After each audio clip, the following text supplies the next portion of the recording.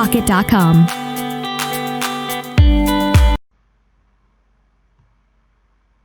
Assalamualaikum warahmatullahi wabarakatuh. Halo anak-anak kelas 6, apa kabar kalian hari ini? Semoga selalu sehat dan tetap semangat belajar. Sebelum kita belajar, ada baiknya kita awali dengan mengucapkan basmalah. Bismillahirrahmanirrahim. Semoga yang kita pelajari hari ini bermanfaat dan bernilai ibadah di sisi Allah Subhanahu wa Ta'ala. Ya, anak-anak, kita akan belajar mengenai tema 2. Tema 2, persatuan dalam perbedaan. Subtema 3, bersatu kita teguh. Nah, di sini kita akan mulai dari pembelajaran 1, di mana tujuan pembelajaran yang pertama, setelah mengamati dan membaca teks tentang tokoh proklamasi kemerdekaan, siswa mampu menyebutkan ciri kata baku dengan benar. Yang kedua, setelah berdiskusi, siswa mampu mengembangkan informasi pada peta pikiran melalui tulisan menggunakan kata baku yang detail. Yang ketiga, setelah mengamati gambar dan membaca teks, siswa mampu menyebutkan manfaat tumbuhan dan hewan terkait habitatnya melalui tabel.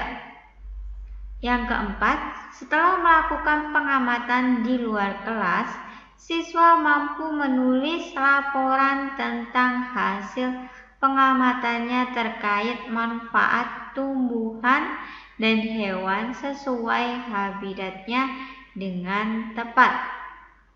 Yang kelima, setelah mengamati gambar, siswa mampu menyebutkan makna kemerdekaan dan upaya mengembangkannya dalam kehidupan melalui tulisan dengan tepat.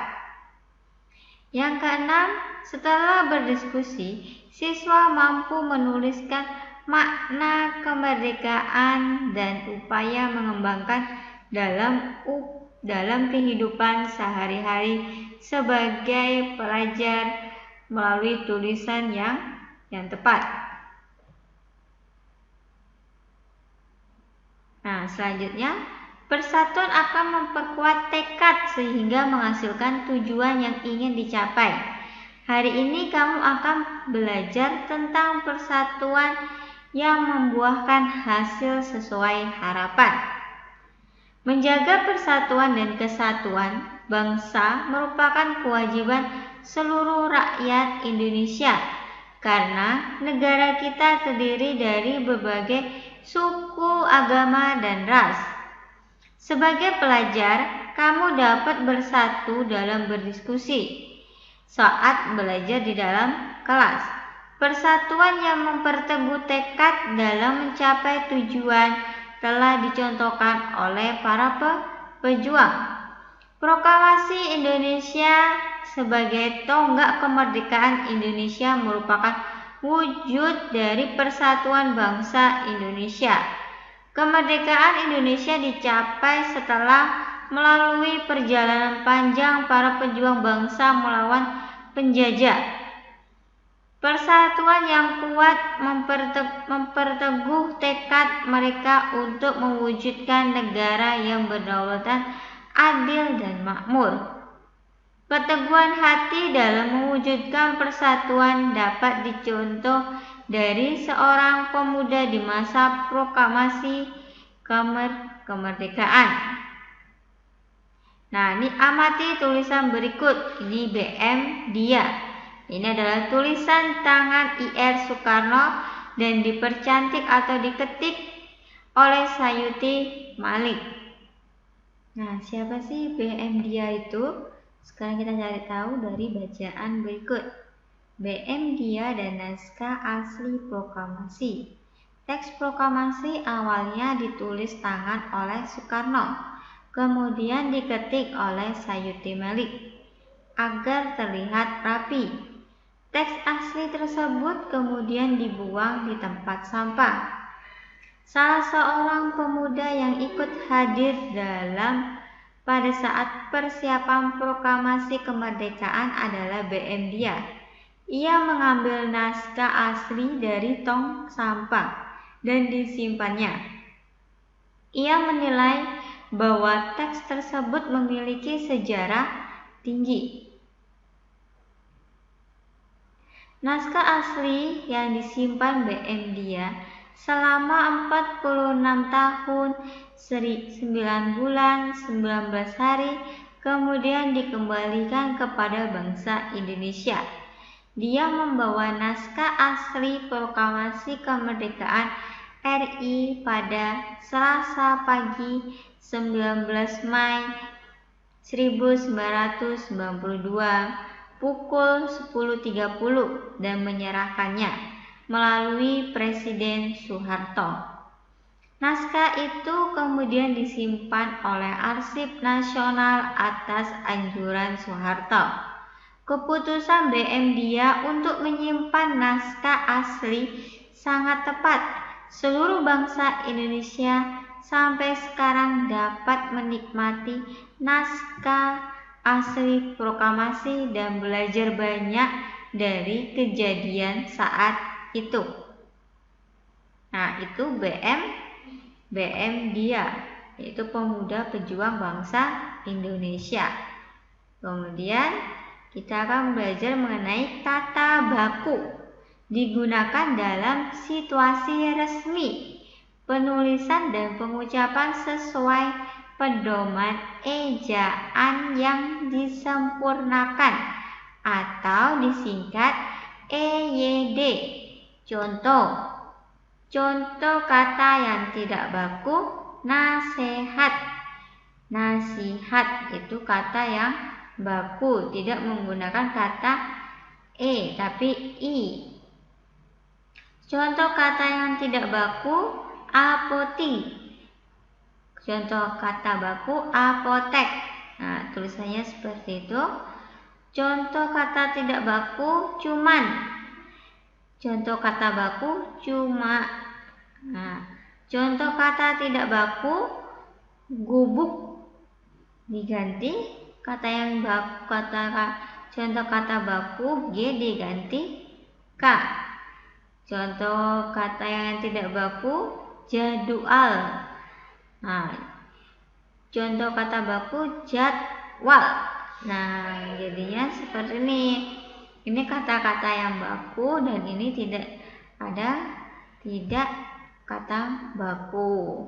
Ini sebagai contoh salah satunya. Kemudian kembangkan informasimu dengan memperhatikan kata baku. Jangan lupa menggunakan kalimat efektif.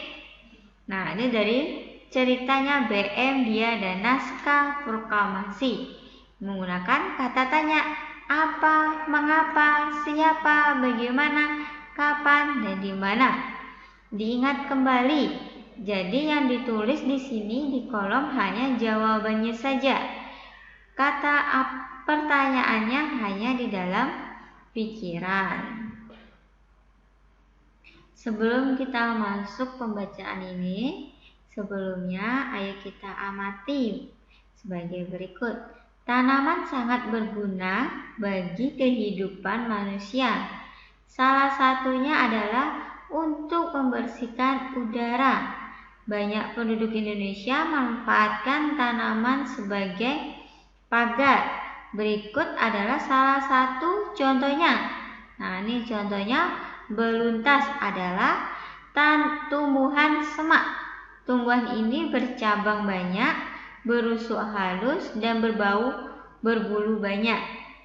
Beluntas dapat tumbuh di daerah kering, tanah keras dan berbau dan berbatu. Tingginya bisa mencapai 3 meter. Dengan habitat dan ciri fisik tersebut, beluntas banyak dimanfaatkan sebagai tanaman pagar. Banyak rumah-rumah menggunakan beluntas sebagai pagar hidup. Selain tumbuhan ini, hewan juga berguna bagi kehidupan manusia. Contohnya seperti apa? Kita baca berikut ini. Keong sawah atau tutut hidup di perairan dangkal yang berdasar lumpur. Keong sawah banyak hidup di sawah, rawa-rawa, pinggir danau, dan pinggir sungai kecil. Keong sawah berguna untuk membersihkan lumut di kolam ikan. Keong membersihkan lumut atau lumut yang biasanya tumbuh mengambang di atas air. Nah, itu hewan yang bermanfaat untuk tumbuhan. Apa saja sih manfaat selanjutnya? Nah, kita baca lagi. Manfaat hewan bagi manusia dan lingkungan. Nomor 1, penghasil bahan pangan. Manusia manfaatkan hewan untuk bahan makanan seperti daging, telur, dan susu. Yang kedua, penghasil bahan sandang. Hewan memiliki manfaat terkait kebutuhan sandang seperti kain sutra yang berasal dari serat kepompong ulat sutra. Domba dapat menghasilkan wol. Kulit hewan seperti sapi dan kerbau dimanfaatkan sebagai pembuatan jaket.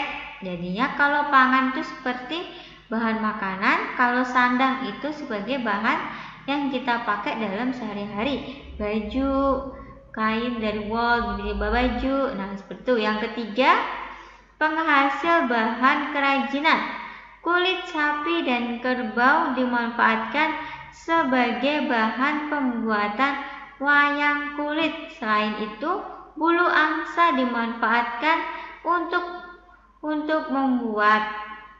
Nah, seperti itu. Selanjutnya yang keempat, penghasil pupuk organik. Kotoran berbagai jenis hewan seperti sapi, kambing dapat digunakan sebagai bahan pembuatan pupuk organik yang baik dan tidak membahayakan bagi lingkungan. Yang kelima, penghasil tenaga. Misalnya tenaga gajah dimanfaatkan untuk mengangkut kayu. Tenaga kuda dimanfaatkan untuk menarik delman. Tenaga kerbau dimanfaatkan untuk membajak sawah. Nah, itu berbagai manfaat hewan bagi manusia dan lingkungan.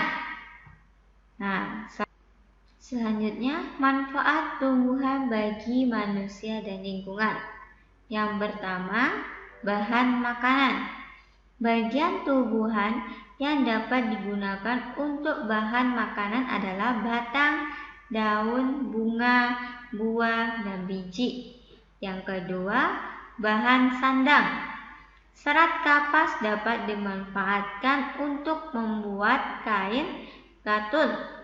Yang ketiga, bahan bangunan. Kayu dari pohon jati, pohon kelapa, dan pohon meranti dimanfaatkan untuk bahan bangunan. Yang keempat, bahan obat.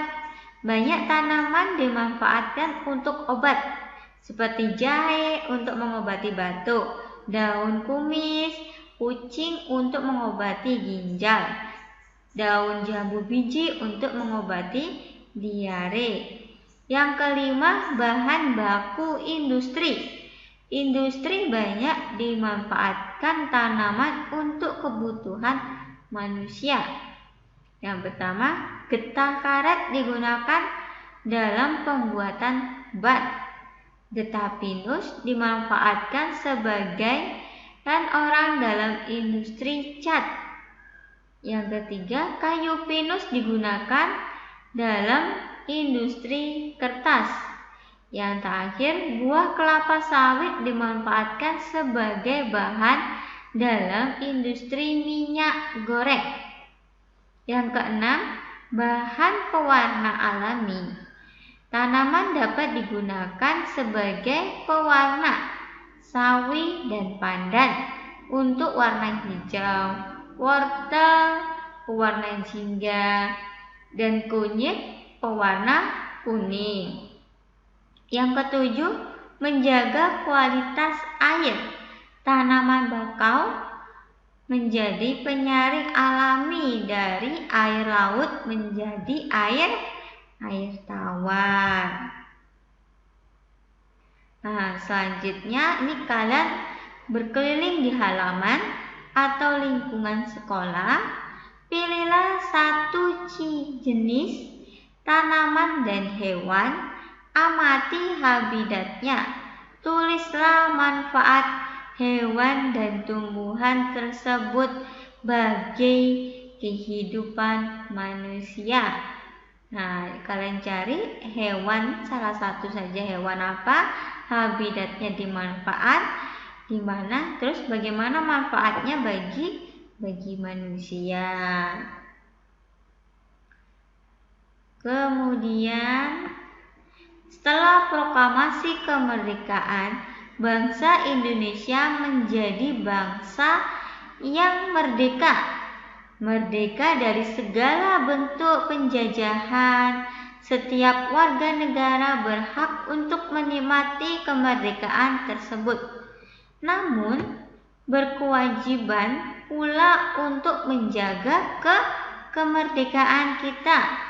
Kemerdekaan yang diraih dapat mewujudkan rakyat yang makmur dan sejahtera, karena mereka bebas berkarya dan menambah wawasannya.